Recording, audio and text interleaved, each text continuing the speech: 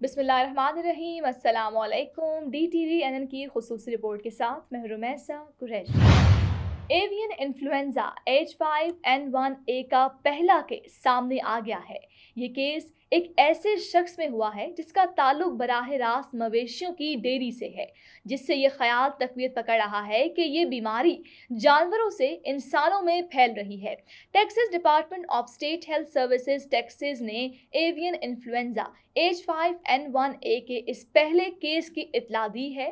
یہ یاد رہے کہ even influenza H5N1 flu virus کی ایک قسم ہے جو عام طور پر جنگلی پرندوں کو متاثر کرتی ہے اور گھریلو پرندوں اور دوسرے جانوروں میں پھیل سکتی ہے۔ یہ کبھی کبھار لوگوں کو متاثر کرتا ہے، حالانکہ یہ ایک شخص سے دوسرے میں منتقل ہونا انتہائی نایاب ہے۔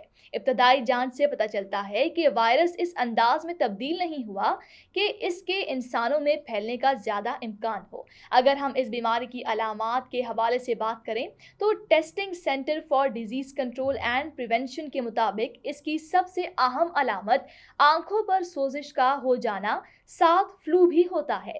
سانس لینے میں شدید مشکل، نمونیا اور موت کا واقع ہونا شامل ہے، جبکہ مریض کا علاج اینٹی وائرل دوا اوسلٹیماویر سے کیا جا رہا ہے۔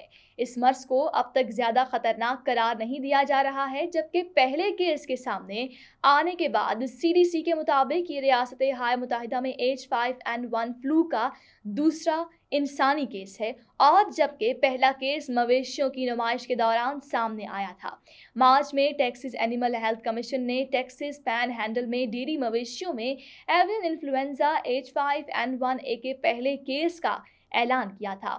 DSHC، TAHC، CDC اور دیگر ریاستی اور وفاقی صحت کے اداروں کے ساتھ کام کر رہا ہے تاکہ انسانوں اور جانوروں کے معاملات کی تحقیقات کی جا سکیں اور یہ سمجھیں کہ وائرس کیسے پھیل رہا ہے، تاکہ مویشیوں اور اس کے ساتھ کام کرنے والے لوگوں کی حفاظت کی جا سکے۔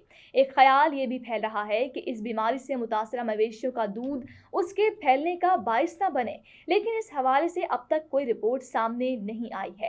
متاثرہ DSHS ڈیریوں کو اس بارے میں رہنمائی فراہم کر رہا ہے اور یہ بتایا جا رہا ہے کہ وہ لوگ جو متاثرہ مویشیوں کے ساتھ کام کرتے ہیں وہ فلو جیسی علامات کو فوراً کیسے جانچ سکتے ہیں اور ٹیسٹ کروا سکتے ہیں۔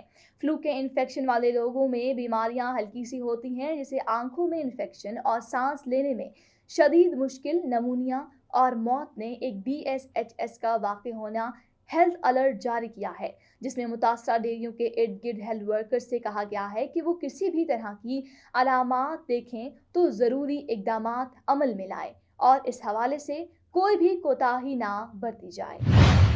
DTVNN سے فی الوقت اتنا ہی۔ مزید خبروں اور معلوماتی ویڈیوز دیکھنے کے لیے آپ دیکھ سکتے ہیں DTVNN، دیسی ٹی وی USA اور ہمارا OTT plate form DTV Flix، جہاں پر آپ کو 2000 سے زائد چینلز دیکھنے کو ملیں گے۔ Helping Hand USA is a community that is guided by gratitude.